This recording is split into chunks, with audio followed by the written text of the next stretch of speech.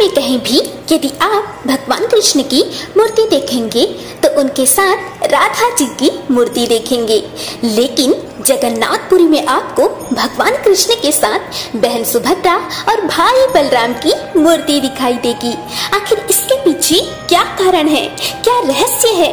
दोस्तों, इसके पीछे एक महत्वपूर्ण पौराणिक कथा है। इस वीडियो में आज हम इसी कथा के बारे में चर्चा करने वाले हैं, तो चलिए शुरू करते हैं। द्वारका में श्री कृष्ण एक बार रात में सोते समय अचानक नींद में राधे राधे बोलने लगे। भगवान श्री कृष्ण की पत्नी रुक्मिणी ने जब सुना तो उन्हें आश्चर्य हुआ। उन्होंने बाकी रानियों को भी बताया। सभी रानियां आपस में विचार करने लगी कि श्री कृष्ण अभी तक राधा को नहीं भूले हैं। सभी रानियां राधा के बारे में चर्चा करने के लिए माता रोहिणी के पास पहुंची। माता रोहिणी से सभी रानियों ने आग्रह किया कि भगवान श्री कृष्ण की गोपियों के साथ हुई रहस्यात्मक रासलीला के बारे में बताएं। पहले तो माता रोहिणी ने टालना चाहा, लेकिन महारानियों के हट करने पर कहा, ठीक है, सुनो, सुभद्रा को पहले पहरे पर बिठा दो, कोई अंदर ना आने पाए, भले ही बलराम या श्री कृष्ण ही क्यों ना हो। माता रोहिणी द्वारा भगवान श्री कृष्ण की रहस्यात्मक रासलीला की कथा शुरू करते ही श्री कृष्ण और बलराम अचानक महल की ओर आते दिखाई दिए। सुभद्रा ने उचित कारण बताकर दरवाजे पर ही रोक लिया। महल के अंदर से श्री कृष्ण और राधा की रासलीला की कथा श्री कृष्ण और बलराम दोनों को ही सुनाई दे रही थी। उसको सुनने से ही श्री कृष्ण और बलराम के अंग अंग में अद्भुत प्रेम रस का उद्भव होने लगा। साथ ही सुभद्रा भी भाव विभोर होने लगी। तीनों की ही ऐसी अवस्था हो गई कि पूरे ध्यान से देखने पर भी किसी के भी हाथ पैर आदि स्पष्ट नहीं दिखते थे। अचानक देव ऋषि नारद वहां आ गए। तीनों पूरी चेतना में वापस लौटे। नारद जी ने भगवान श्री कृष्ण से प्रार्थना की, हे भगवान, मेरी आपसे एक प्रार्थना है। आप तीनों के जिस महाभाव में लीन मूर्ति के रूप में मैंने दर्शन किए, वह सामान्य जनों के दर्शन हेतु पृथ्वी पर सदैव सुशोभित रहें। महाप्रभु ने तथास्तु कह दिया। कहते हैं भगवान श्री कृष्ण, बलराम और सुभद्रा जी का वही स्वरूप आज भी जगन्नाथपुरी में है। उसे स्वयं विश्वकर्मा जी ने बनाया था। इसकी भी एक कथा है।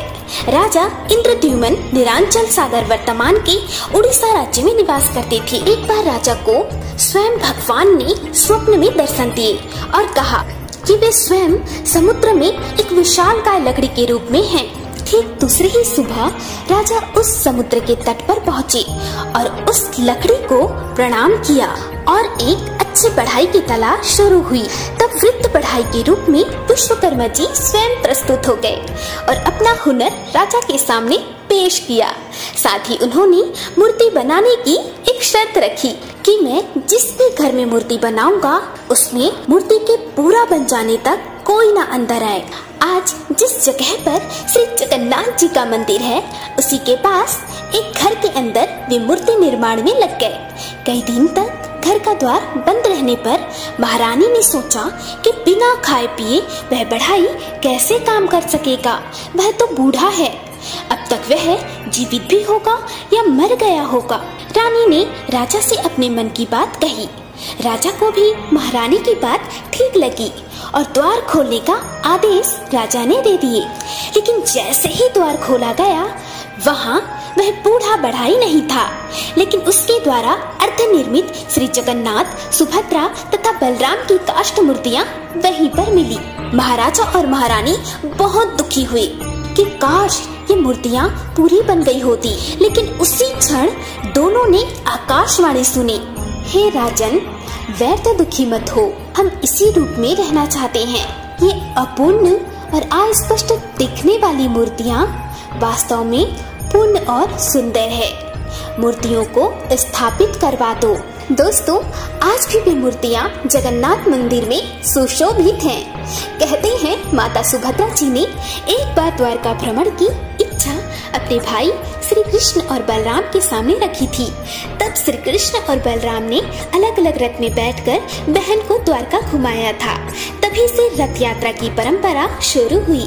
आज भी जगन्नाथपुरी में रथ यात्रा निकाली जाती है। भगवान श्री कृष्ण भाई बलराम और बहन सुभद्रा के साथ जनता के बीच जाते हैं। भगवान का आशीर्वाद पाने के लिए अपने हाथों से रथ को खींचते हैं और गुंडीचा मंदिर तक ले जाते हैं। जगन्नाथपुरी में रथ यात्रा उत्सव के दौरान हर साल भक्तों का जनसैलाब उमड़ता है। जय जगन्नाथ स्वामी का पवित्र नाद संपूर्ण क्षितिज में गूंजता है। तो दोस्तों, ये थी रहस्यमय कहानी भगवान श्री कृष्ण की मूर्ति के साथ बहन सुभद्रा और भाई बलराम की मूर्ति दिखाई देने के पीछे की। दोस्तों, यदि आपको ये वीडियो पसंद आई हो तो लाइक करें, चैनल को सब्सक्राइब करें। जय जगन्नाथ, जय जय श्री कृष्ण, हर हर महादेव।